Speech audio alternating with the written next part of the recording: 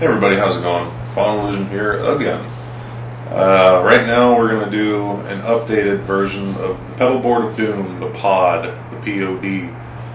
A lot has changed since the last video, and to the 715 people that have viewed it and found something useful in it, awesome, I'm glad I could help. But now I'm going to go ahead and switch over to the pedal board and show you what I've done in the past year as for new types of gear, new things that I've got. I'm not going to do any playing, it's just going to be a simple explanation, because all the other newer videos that I've had for this year, the board has been on it. It's been the same thing, and that's really it. There's only been really 3 new additions to the board, and I'll get to it when you see it. So let's get to it, and I hope you enjoy it. Hope you find something useful in it. Thanks. Alright, so here's the board. And a lot has changed since the last time you've seen the board. Right now, you're looking at the new, improved pedal board of doom. This board I actually made myself. It's a Gorm board, the top piece is, with the where all the pedals are sitting. I got it for $7 at IKEA, and if this board looks appealing to you, it's super easy to make. I just did it in like 20 minutes. About 4 months ago, and I haven't turned back yet. It's a Gorm board. It's basically a shelf. No assembly required, really, just for the shelving top piece right here where all the pedals are. The sides, the side kick plates, I cut pieces of pine on an angle, measured them up, cut them on an angle. I have some carrying handles. I have a kick plate I put up in the front. There's another piece of pine that goes across. The whole every single piece is less than an inch thick. It's like a ½ inch, besides the Gorm board itself. And there's a big surge protector, a very large industrial-sized surge protector in the bottom of the board itself that only has the lights plugged into it and then 2 other power strips, or wall wart style things. One goes to the NS2 over there in the corner, I'll show you in a second. And the other one goes to the tuner, the tuner, and that's it. Everything else is powered by the NS2. So now, real quick, you see the lights on the bottom. They're just regular old Christmas LED lights that match the blue ones in my amp. So that's what it looks like. It's pretty sweet. It grabs a lot of attention from people, and it makes it easier for me to see when I'm in dark places when I'm using my equipment. And really quick, let me just go over what's on the board in case you can't see it, because it is a little dark in here. Before I tell you exactly what everything does, I'll just say what it is. This is a Boss NS2 noise suppressor, an Ernie Ball volume pedal junior, a Mark Tremonti power wah, outstanding wah. These things are great. Modded MXR Phase 90. All I did to mod it, I did it myself, was the R28 mod. If you're handy with a pair of tin snips, a screwdriver, and reading directions on the internet, you can do this mod by yourself. All you need to do is cut one little capacitor and then it's done. And it makes it more transparent, and it sounds to me, in my ears, like a MXR Phase 45. I really liked it. I might buy another one just to continue doing modding with it and test it out. Anyway, this is a Boss Super Overdrive that I use for boosting.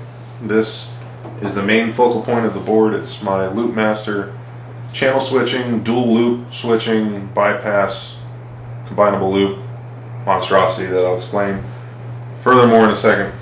This is my Dan Electro Fish and Chips EQ, BBE Sonic Stomp, Delta Labs Digital Delay, Super Chorus, CH1 from Boss, a Boss Flanger, the BF2, and then over in the corner I have an MXR Dynacomp, and then a Planet Waves tuner. The signal path that I'm running here is guitar goes in to the Boss NS2, crosses down and over to the send out, then bounces into here, the volume to the wah, to the through of the loop master, and then to amp. Then the effects loop, the actual honest to goodness effects loop of the amp, is 2 pedals. Send here, crosses over to output. I'm using that cross connect method on the NS2. So send, cross, into the Fish and Chips, to the Sonic Stomp, and then out to return in the back side of the amp. Now, channel switching and effects selecting is all taken care of by this guy, the Loopmaster pedal. Here's a little quick blurb on Loopmaster. This is a one-person run shop, and everything is hand and custom built. I went on the website because I needed help for doing the pedal board tap dance. As you can see, I own a lot of pedals and I use them all. So what Brian did at Loopmaster is he built this pedal, where if you have a TRS amp that uses TRS connectors to do channel switching, you can use this pedal. Create Blue Voodoo thankfully has TRS channel switching. So what happens is you have a polarity switch right here on the side of the amp. This polarity switch does something with the cable in your amp and basically tells you if I want up to be a certain way, like channel 2 will be clean if the switch is up. If it's down, channel 2 right here will be dirty, and then channel 1 will be clean. I like it that way, and just don't mess with it. So not only does it change the channels on the amp, the effects that are in the return and send loops right here also change with the effects on the amp, or the changing channels in the amp. So it's basically like a poor man's MIDI. You assign pedals by putting them into a signal chain. Stupid phone. You assign pedals by putting them into your signal chain, putting it into your loop right here, and then basically assigning it. Okay, I want up as my clean channel on the amp, so channel 2 is going to be, or blue, channel 2 is going to be my clean effects. And that's exactly how I have it set up. The blue channel, channel 2 is my clean stuff. All my clean stuff is this top row right here. My clean tone for me usually consists of chorus and then delay. If I have the other loop, which I already have set up, loop 1, which is the amber channel, amber LED, is the Super Overdrive and the MXR.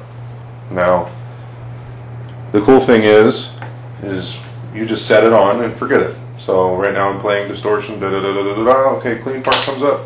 All my clean effects are on, and that's said and done with right there. You can leave everything on, and then okay, the next part I know I need some phaser on it. Switch it back over. I've got phase. No compression on this. Take the chorus off because the next part has flange. That's cool. Switch it over, and then it's set like that. Or another cool thing of this pedal is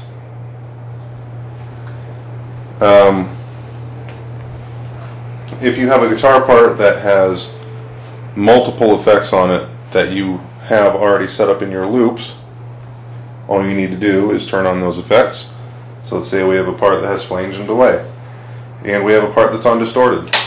So we turn it to the distorted channel and then combine the loops. As long as that combined loop switch is active, those effects are running through it. If we have a part that needs nothing, we bypass it. And everything is true bypass. And there's no popping, there's no noise. It's really, really nice.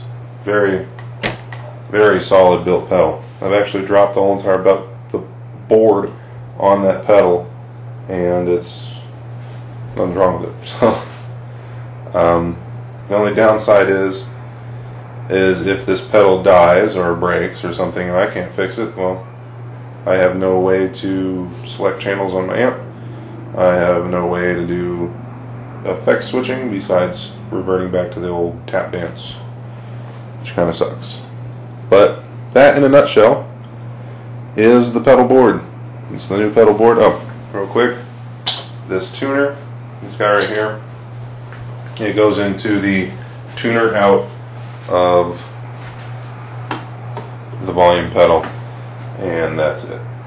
So if you have any questions about anything else that I use, feel free to ask. You know where to find me. And yeah, that's it. That's the new pedal board. I hope you learned something. Go check out Loopmaster. You can find them in Google. Loopmaster.com. Outstanding company. Really good customer service. And that's it. Thanks for watching, and hope you enjoyed.